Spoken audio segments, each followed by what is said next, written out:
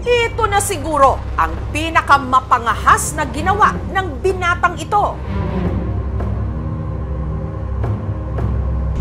Malukso ka? Ang tumalon sa natural pool na ito. Pero dyan siya nagkamali dahil ang kanyang tinalunan. Nangunguha raw ng buhay. Nung nakikita ko na siya nadadala ng alon, parang kinabahan na ako.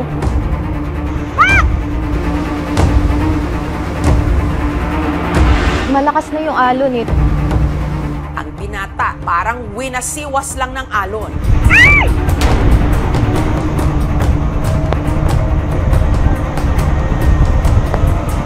Maya-maya lang, nagawa pa niyang umakyat sa bato. Pero muli pa rin siyang sinalpok ng tubig.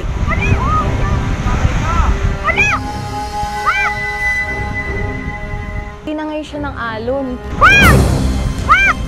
Maiintindihan na kaya ng binata kung bakit ito tinawag na death pool.